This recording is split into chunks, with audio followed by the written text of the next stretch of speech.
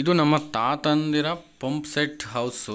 So ನಮ್ಮ ತಾತಂದ್ರೆ ಅವಾಗ ಯಾವ ರೀತಿ ನೀರು ಎತ್ತಾಯಿದ್ರು ಹೊಲಗಳಿಗೆ ಅನ್ನೋದನ್ನು ನಾವು ಈ ಒಂದು ವಿಡಿಯೋದಲ್ಲಿ ನೋಡೋಣ. ನಾವು ಈ ಒಂದು ಪಂಪ್ ಸೆಟ್ಟಲ್ಲಿ ಸೊ ಅಂದರೆ ಈ ಬಾವಿ ಇರೋದು ತುಂಬ ಕಡಿಮೆ ಆಳದಲ್ಲಿ.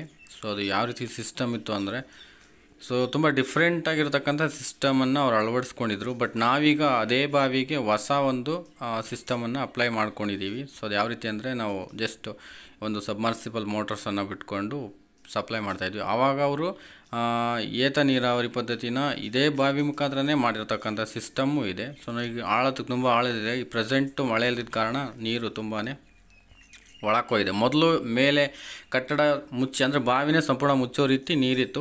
ಸೊ ಈಗ ಮಳೆ ಪ್ರಭಾವ ಕಡಿಮೆ ಇರೋದ್ರಿಂದ ಸೊ ಅದು ಕಡಿಮೆ ಆಗಿದೆ. ಸೊ ಪಂಪ್ ಸೆಟ್ ನಾವು ಯಾವ ರೀತಿ ಮಾಡ್ಕೊಂಡಿದ್ದೀವಿ, ಅವ್ರು ಯಾವ ರೀತಿ ಮಾಡ್ಕೊಂಡಿದ್ದಾರೆ ಅಂದರೆ ಸೊ ಸ್ಟಾರ್ಟಿಂಗು ಇದು ನಮ್ಮ ಸಿಸ್ಟಮ್, ಈಗ ಪ್ರೆಸೆಂಟ್ ನಾವು ಮಾಡ್ಕೊಂಡಿರ್ತಕ್ಕಂಥ ಸಿಸ್ಟಮು.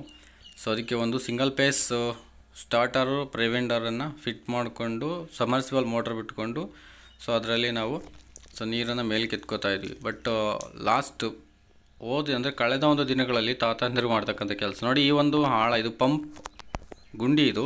ಸೊ ಕನಿಷ್ಠ ಅಂದರೆ ಆ ಬಾವಿಲಿ ಅರ್ಧ ಆಳ ಇದರಲ್ಲಿದೆ. ಸೊ ರೂಮ್ ಒಳಗಡೆ ಒಂದು ಗುಂಡಿ ಇದೆ. ಸೊ ಇದೇನಕ್ಕೆ ಮಾಡ್ತಿದ್ದಾರೆ ಅಂದರೆ ಆ ಒಂದು ಬೆಲ್ಟ್ ಮೋಟ್ರ್ ಇತ್ತಲ್ಲ, ಬೆಲ್ಟ್ ಮೋಟ್ರನ್ನು ಇದ್ರೊಳಗಡೆ ತೀರಾ ಆಳದಲ್ಲಿ ಅಂದರೆ ಅದು ಮೇಲಕ್ಕೆ ಎತ್ತಾ ಇರಲಿಲ್ಲ, ನೀರು ತುಂಬ ಆಳದಿಂದ ಮೇಲಕ್ಕೆ ಬರ್ತಾ ಇರಲ್ವಲ್ಲ, ಮೇಲಿಂದ ಆದರೆ ಎಳ್ಕೊಳಕ್ಕಾಗ್ತಾರೆ. ಅದಕ್ಕೆ ಈ ಒಂದು ಗುಂಡಿಗೆ ಒಂದು 25 ಅಡಿ ಆಳ ಮೇಲಿದೆ. ಸೊ ಅಲ್ಲಿ ಪಂಪು ಮತ್ತು ಮೋಟ್ರನ್ನು ಇಟ್ಬಿಟ್ಟು ಬೆಲ್ಟ್ ಮೋಟ್ರನ್ನು ಇಟ್ಬಿಟ್ಟು ಮೇಲಕ್ಕೆ ಎತ್ತಾಯಿದ್ರು ಆ ಒಂದು ಸಿಸ್ಟಮು. ಬಟ್ ಈಗ ನಾವು ನೇರವಾಗಿ ನೀರಿಗೆ ಬಿಟ್ಬಿಟ್ಟಿದ್ದು ಮೋಟ್ರನ್ನು. ಇದು ಹೊಸ ಸಿಸ್ಟಮು. ಈ ಒಂದು ಗುಂಡಿ ಇಲ್ಲ ಅಂತಂದ್ರೆ ಅವರು ಬಹುಶಃ ನೀರನ್ನು ಇದ್ದಕ್ಕೆ ಆಗ್ತಿರ್ಲೇನಪ್ಪ ಈ ಒಂದು ಪವರ್ಸ್ ಬಂದ ಮೇಲೆ. ಸೊ ಈ ರೀತಿ ಗುಂಡಿಯನ್ನು ಮಾಡ್ಕೊಂಡು ಅದು ಕಟ್ಬಿಟ್ಟು ಅದು ಕತ್ತಲೆ ತುಂಬ ಕಾಣ್ತಿಲ್ಲ, ತುಂಬ ಆಳ ಇದೆ. ಸೊ ಈ ಗುಂಡಿಯಲ್ಲಿ ಪ್ರತಿ ಸಲ ಗ್ಯಾಸ್ ಔಟ್ ಮಾಡೋದಕ್ಕೋಸ್ಕರ ಇಳಿದು ಮೇಲೆ ಎತ್ತಾ ಇದ್ರಂತೆ.